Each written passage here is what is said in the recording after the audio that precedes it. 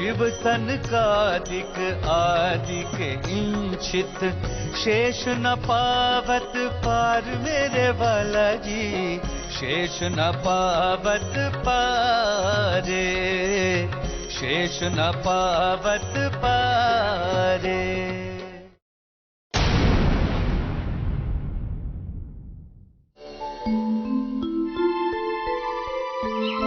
मैं कौन हूँ, कहां से आया हूँ, मेरा निज स्वरूप क्या है, सच्चिदानंद परब्रह्म कहाँ है, कैसा स्वरूप है उनका और उन्हें पाने का वास्तविक मार्ग क्या है। तारतम ज्ञान के अखंड प्रकाश में इन प्रश्नों का अनायास ही समाधान प्राप्त हो जाता है। लहराते हुए महासागर की अथाह जल राशि में जिस प्रकार असंख्य बुलबुले पैदा होते हैं और तत्क्षण उसी में लीन हो जाते हैं, उसी प्रकार महामाया से असंख्य लोग पल पल में प्रकट होते हैं और उसी की गोद में समाप्त हो जाते हैं। और इसी महाशून्य में प्रकट होता है आदि नारायण का स्वरूप, जो अक्षर ब्रह्म का स्वाप्निक मन होता है। संपूर्ण सृष्टि का संचालक यही है। इसी की चेतना का प्रतिभास सभी प्राणियों के रूप में दृष्टिगोचर होता है। संसार के अधिकांश मनुष्यों का प्रायः यही आराध्य देव है और इससे परे ये योग माया का अखंड मंडल है, जहां अक्षर ब्रह्म अपनी अखंड एवं चैतन्य प्रकृति के साथ क्रीड़ा करता है। ये अद्वैत भूमिका है। यहाँ के कण कण में चैतन्यता, अखंडता एवं ब्रह्म रूपता के दर्शन होते हैं। ये वेदों में चतुष्पाद विभूति के रूप में वर्णित हैं। भगवान शिव, महाविष्णु, संकादिक, शुकदेव आदि की ध्यान क्रीड़ा का यही स्थान है। किंतु इस योग माया मंडल से परे वो स्वलीला, अद्वैत, अनादि,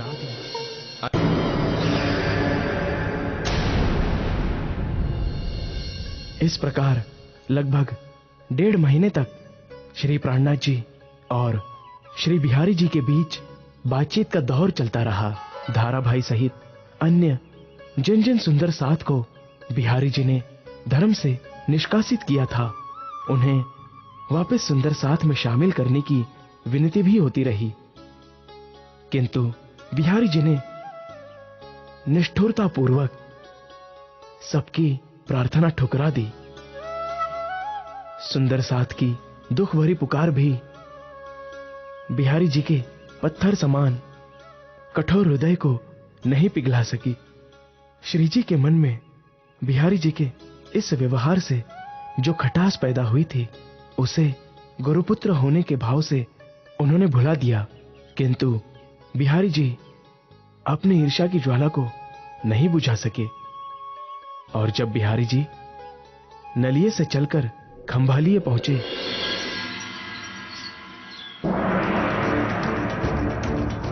इस धन के बदले तुम्हें बस इतनी सी खबर राजा तक पहुंचानी है कि मिहिरराज खंभालिया आने वाला है। आप निश्चिंत रहिए, ये तो बहुत छोटी सी बात है। ये काम मैं अभी करवा देता हूं।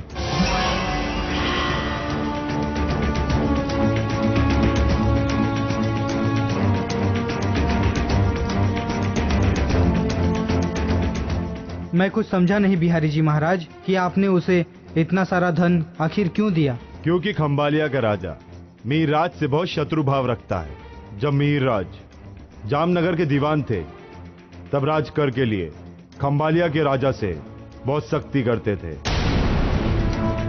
अब वो राजा जैसे ही सुनेगा कि मिहिरराज यहां आ रहा है, तो वो तुरंत बंदरगाह में चौकी बिठवा देगा और जैसे ही मिहिरराज यहां उतरेगा, वो कैद खाने में पहुंचा दिया जाएगा।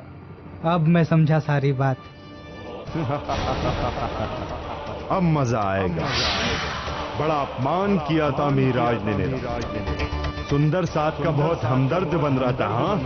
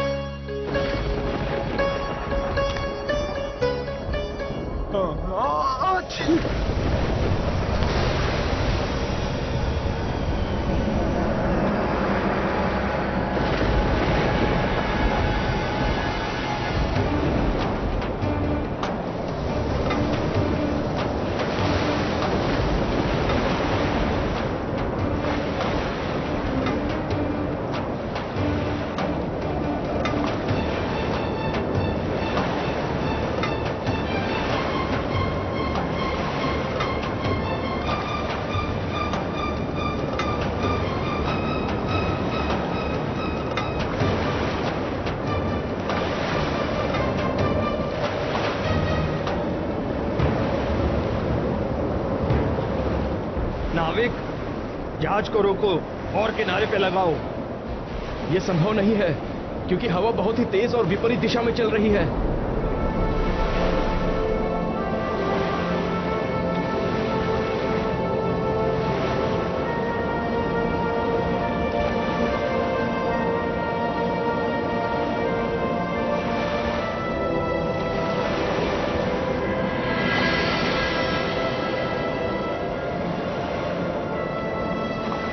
तो ये सब श्री राज जी ने मुझे किसी अनजान खतरे से बचाने के लिए किया है।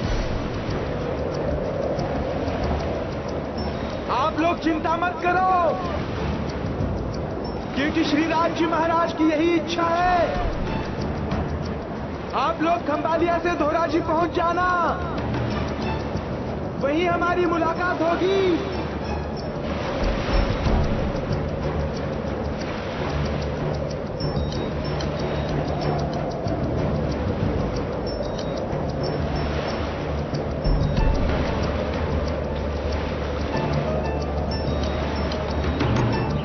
आप चिंता ना करें श्री जी साहब जी, हम दूसरे जहाज की व्यवस्था करते हैं।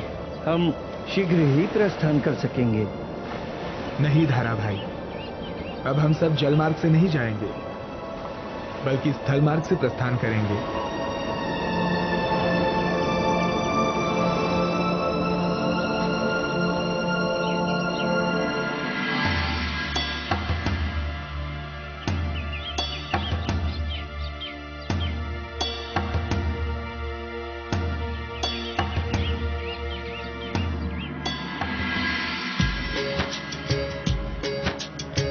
गुण के ते कहूँ मेरे पियो जी, जो हम तो किए अनेक जी।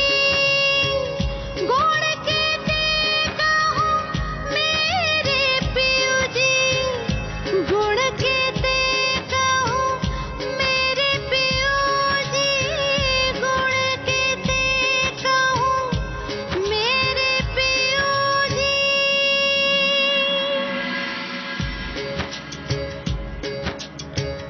कई विध विध के सुख धाम के हमको दीत जी। तारतम करके रोशनी कई विध करी प्राप्त जी, कई विध करी प्राप्त जी।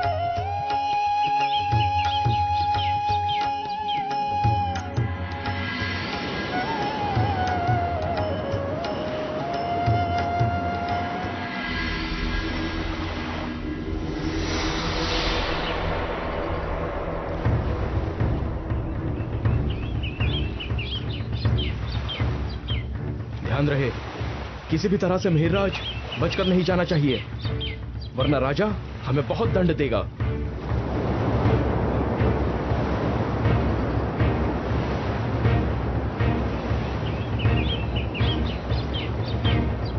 सरदार, लगता है वो लोग आ रहे हैं। सब लोग छुप जाओ, जल्दी से।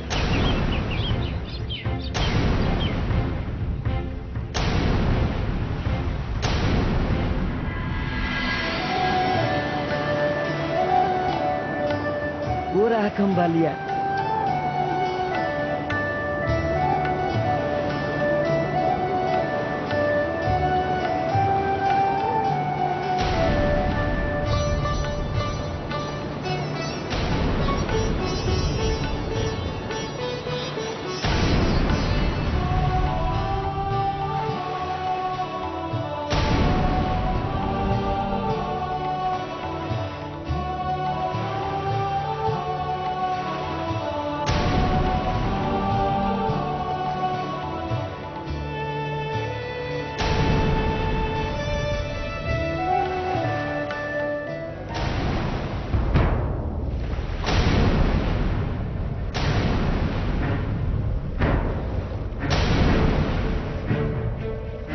सरदार, इनमें तो मिहिरराज कोई नहीं है।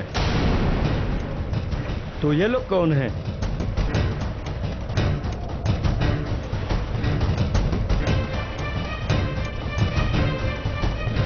सच सच बताओ, मिहिरराज कहाँ है? मिहिरराज? कौन मिहिरराज? हम किसी मिहिरराज को नहीं जानते। और आप लोग कौन हैं? और हमें इस तरह क्यों घेर रखा है? हम खंबालिया के सैनिक हैं और अपने राजा के आदेश से तुम सबको गिरफ्तार करने आए हैं। चलो। किंतु हमारा दोष क्या है? ये तुम्हें वहीं जाकर पता चल जाएगा। चुपचाप हमारे साथ चलो, वरना एक एक की गर्दन यहीं उड़ा दी जाएगी। चलो चलो चलो सब लोग चलो, ले चलो सबको। चलो। सही सही बताओ कि मिहिरराज कहाँ है और तुम लोग कौन हो? कौन मिहिरराज? हम किसी मिहिरराज को नहीं जानते राजन।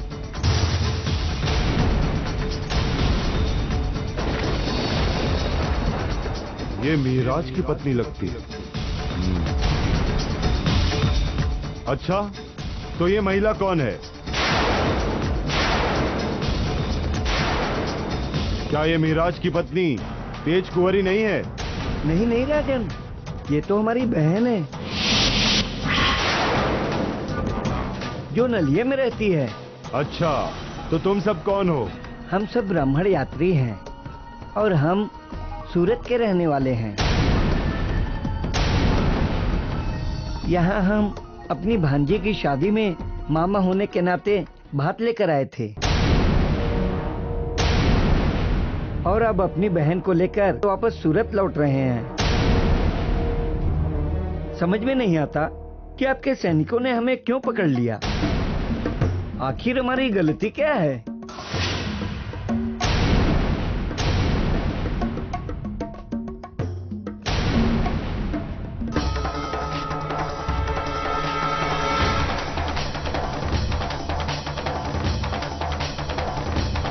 ये लोग बड़े होशियार मालूम पड़ते हैं राजन।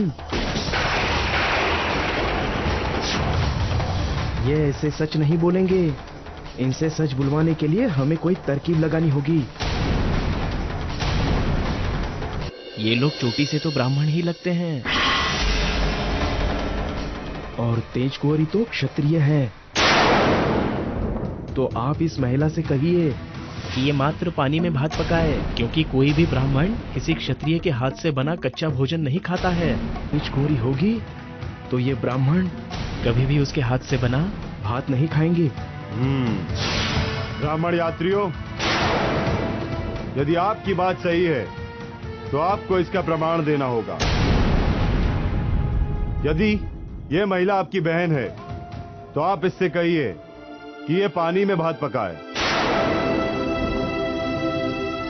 इस प्रकार यदि आप उसके हाथ का बना कच्चा भोजन खा लेते हैं तो हम मान लेंगे कि ये तेज कुंवरी नहीं बल्कि आप सबकी बहन है।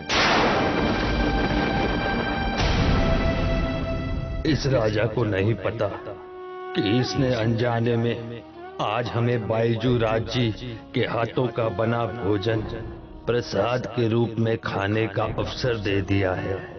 आज तो हमारा जीवन धन्य हो जाएगा।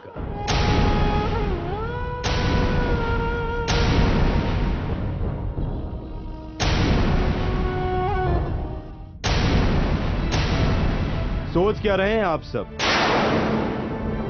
कहीं ऐसा तो नहीं कि इनके हाथ से बना कच्चा भोजन खाने से आप सबका धर्म भ्रष्ट हो जाएगा? कैसी बातें कर रहे हैं राजन? भला अपनी बहन के हाथों का बना कच्चा भोजन खाने से हमारा धर्म कैसे भ्रष्ट होगा?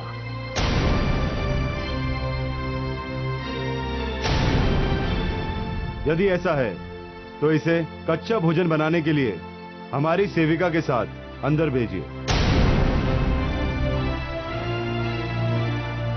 हाँ हाँ, क्यों नहीं, अवश्य। बहन, तुम सेविका के साथ जाओ और हमारे लिए पानी में भात पका कर ले आओ।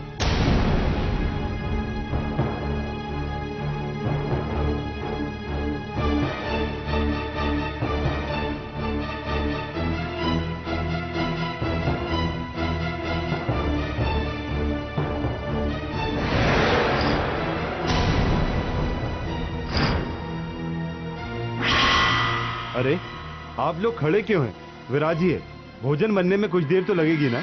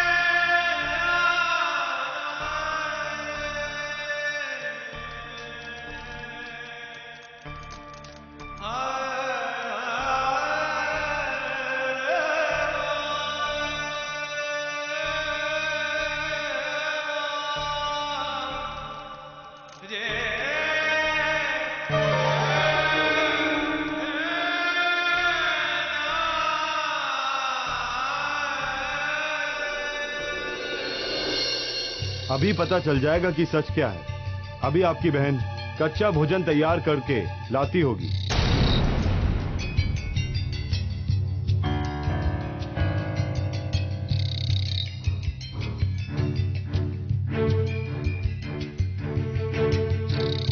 ये लीजिए, आपका भोजन भी आ गया। अब आप सब भाई भोजन करने पंक्ति में बैठ जाइए।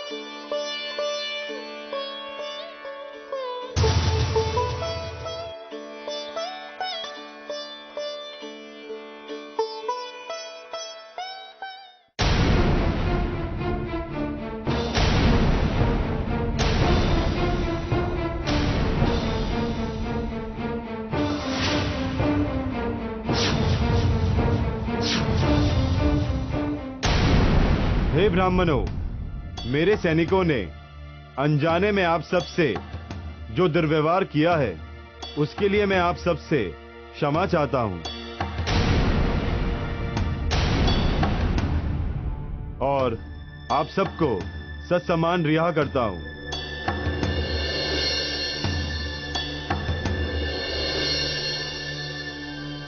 अब आप स्वतंत्र हैं।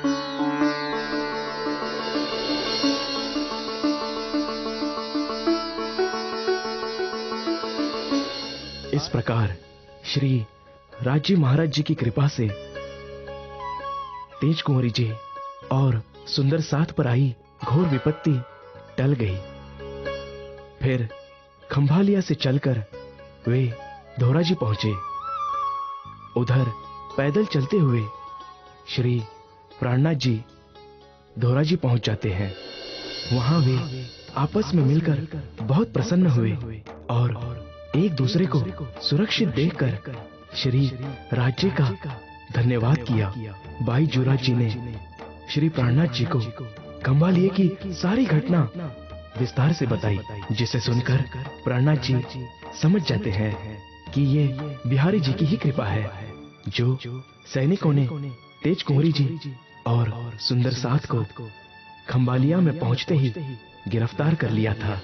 वहां उन्हें लेने के लिए प्रेम जी भाई और थावर भाई नाम के दो सुंदर साथ अपनी बैलगाड़ियां लेकर आए, जिनमें वे सभी बैठकर वहां से चल पड़े।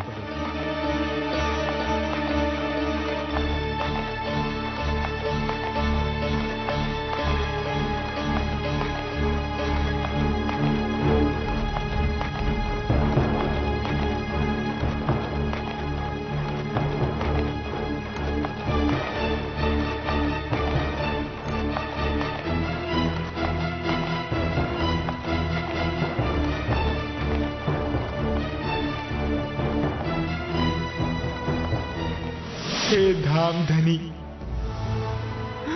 मैंने जो कुछ भी किया है सब सुंदर साथ की सेवा के लिए किया है। निर्दोष होते हुए भी बार बार मुझे मुसीबतों का सामना क्यों करना पड़ रहा है? मैं पूरी तरह निराश हो चुका हूं। आखिर किस तरह लड़ूं इस माया से? मेरे विचार से आप वही कीजिए जो जागनी कार्य के दृष्टिकोण से उचित है, क्योंकि आप सुंदर साथ की आशा हैं, जागनी की किरण हैं, और सद्गुरु धनी श्री देवचंद्र जी ने समस्त सुंदर साथ की आत्म जागृति का कार्य आपको ही सौंपा है। इसलिए उचित यही है कि आप बिहारी जी महाराज को चुने। हे प्राणनाथ, मेरे देह त्याग का समय अब नजदीक आ गया है, किंतु आप मेरे कारण अपने मन में किसी प्रकार की ग्लानि मत लाना। मैं कभी भी आपसे अलग नहीं हूं, मैं तो आपकी परछाई हूं।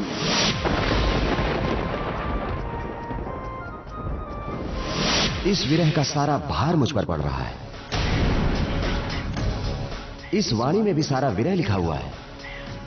इसे सुंदर साथ जितना पढ़ेंगे उतना ही भार मेरे ऊपर पड़ता जाएगा। इसलिए अब इस वाणी को यही रहने दो, और अब तक जैसा उपदेश चलता आया है वैसे ही चलने दो। किंतु क्या? जब सद्गुरु श्री देवचंद्र जी ने कोई ग्रंथ लिखा ही नहीं, तो तुम ये नई नई कविताएं बनाकर उल्टी गंगा क्यों बहा रहे हो? अब तुम्हें इस ग्रंथ का प्रचार करने की कोई आवश्यकता नहीं है। असंभव। उसे मैं सुंदर साथ में कभी शामिल नहीं करूंगा। उस तुच्छ आदमी ने जो अपराध किया है वो क्षम्य है। वो तो हमें मिटाकर स्वयं धामधनी बनना चाहता था।